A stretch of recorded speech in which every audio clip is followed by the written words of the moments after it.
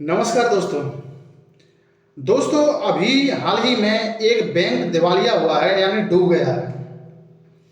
अब आपके मन में सवाल आ रहा होगा, अगर बैंक भी डूब रहे हैं, दिवालिया हो रहे हैं, तो हमारा बैंकों में पैसा जो रखा है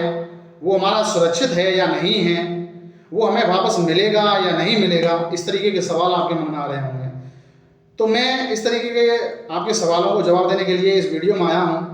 इस वीडियो के माध्यम से मैं आप लोगों के इस तरीके के सवालों को जवाब देता हूँ कि अगर आपने किसी भी बैंक में, जैसे मान के चलिए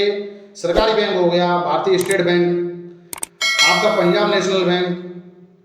आपका कैनरा बैंक या बैंक ऑफ बड़ौदा या यूनियन बैंक, इस तरीके के बैंकों में आपने अपना पैसा जमा किया है, चाहे एफडी के रूप में, चाहे सेविंग अकाउंट में आपने जमा किया है, या आपने किसी अन्य स्कीम में बैंक के थ्रू आपने पैसा जमा किया है,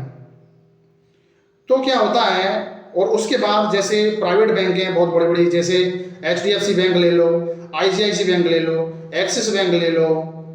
या आईडीएफसी बैंक ले लो, इस तरीके की प्राइवेट बैंकें भी बहुत बड़ी बड़ी बैंकें हैं। और कुछ स्मॉल बैंकें होती हैं, कुछ कोऑपरेटिव बैंकें होती हैं। तो इस तरीके की किसी भी बैंक में अगर आप लोगों का पैसा जमा है, तो सबसे पहले तो मैं आप लोगों से आग्रह करूंगा कि आप लोगों का जो भी पैसा आप जमा करते हैं, बड़ा अमाउंट जमा करते हैं, जैसे 10 लाख 20 लाख रुपए, ये तो उस तरीके के पैसे को आप लोग बड़ी बैंकों में जमा करें, गवर्नमेंट बैंक में या फिर प्राइवेट बड़ी बैंकों में जमा करें, जिनका डूबने का जो है बहुत ही कम चांस रहता है, दिवालिया होने का बहुत ही कम चांस रहता है। लेकिन अगर आप लोग किसी भी बैंक में पैसा जमा कर दिए हैं, तो आरबीआई की गाइडलाइंस को सभी बैंकों को फॉलो करना होता है, उसके नियमों को सभी बैंकों को मानना होता है। जो बैंक उसके नियमों का उल्लंघन करती है, रिजर्व बैंक ऑफ इंडिया उस बैंक के लाइसेंस को निरस्त कर देती है। तो अगर आप लोगों ने अपना पैसा सेविंग अकाउंट में जमा किया हुआ है या एफडी में जमा किया हुआ है, तो रिजर्व बैंक ऑफ इंडिया के अनुसार अगर आपने अपना पैसा 1 लाख रुपए, 2 लाख रुपए या 4 लाख रुपए या 10 लाख रुपए या 5 लाख रुपए या उससे ज़्यादा आपने किसी भी रूप में जमा किया है, तो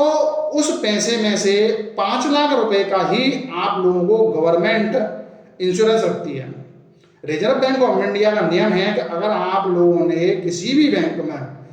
पैसा जमा किया है, तो 5 लाख तक अगर आपका पैसा जमा किया है, तो बैंक डूबने के बाद में, बैंक जब दिवालिया हो जाता है, उस कंडीशन में अगर आप क्लेम करते हैं, तो गवर्नमेंट उसका 5 लाख रुपए, और आपने जैसे 10 लाख रुपए अगर आपने जमा किया है, तो उसमें से 5 लाख रुपए ही गवर्नमेंट आपको देगी। उसका 5 लाख से ऊपर का जितना भी अमाउंट है, वो पैसा अगर बैंक दिवालिया हो गया या डूब गया है, तो उस कंडीशन में आप लोगों को वो पैसा नहीं मिलेगा। अगर आपका 1 लाख रुपए जमा है, वो पूरा मिल जाएगा, क्लेम करेंगे तो 2 लाख रुपए है वो भी पूरा मिलेगा। 5 लाख तक जितना भी अमाउंट है वो आपका पूरा मिलेगा, चाहे वो पैसा आपका सेविंग अकाउंट में पड़ा है या आपका वो पैसा एफडी में है। और अगर 5 लाख से जितना भी पैसा ऊपर है, जैसे अगर आपका 7 लाख है, तो 5 लाख रुपए क्लेम करने का आपको मिल जाएगा, 2 लाख रुपए आपको नहीं मिलेगा। अगर आपका 8 लाख रुपए है, तो 5 लाख मिल जाएगा, 3 लाख नहीं मिलेगा। अगर आपका 15 लाख है, तो 5 लाख रुपए आपको क्लेम करने पे मिल जाएगा, 10 लाख रुपए नहीं मिलेगा। इसी तरीके से आपका 5 लाख से जितना भी ऊपर अमाउंट है, वो पैसा आपका नहीं मिलेगा, क्योंकि गवर्नमेंट ने, रिजर्व बैंक ऑफ इंडिया ने ये बात पहले ही क्लियर कर दी है कि हम हर व्यक्ति का बैंक में जमा हुए पैसे का 5 लाख रुपए का इंश्योरेंस करके चलते हैं।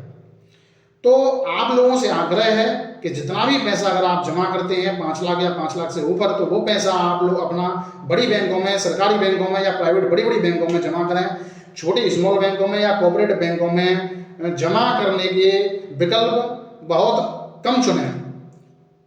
आपने देखा होगा कि देहात क्षेत्रों में कोऑपरेटिव बैंकें होती हैं, उसमें अगर आप लोग पैसा जमा करते हैं, तो कुछ बैंकें ऐसी होती हैं, छोटी बैंकें हैं, कि वो गवर्नमेंट के नियमों के, आरबीआई की गाइडलाइंस को फॉलो नहीं कर पाती हैं, या किसी कारण से वो बैंकें डूब जाती हैं या उनका लाइसेंस निरस्त कर दिया जाता है। तो उस कंडीशन में आप लोगों का पैसे का जो रिस्क है वो बहुत ज़्यादा बढ़ जाता है। अभी हाल ही में एक महाराष्ट्र की cooperative bank, city cooperative bank limited करके है, वही है, उसने अपने आप को दिवालिया घोषित कर दिया है, वो डूब चुकी है। तो उसमें जितने भी लोगों का पैसा जमा होगा 5 लाख से ऊपर, वो उन लोगों को नहीं मिलेगा। जिन लोगों का 5 लाख से नीचे या 5 लाख तक पैसा जमा होगा, वो पैसा उनको वो क्लेम करेंगे, उसके बाद वो पैसा उनको मिल जाएगा। अगर क्लेम नहीं करते हैं तो वो पैसा आपको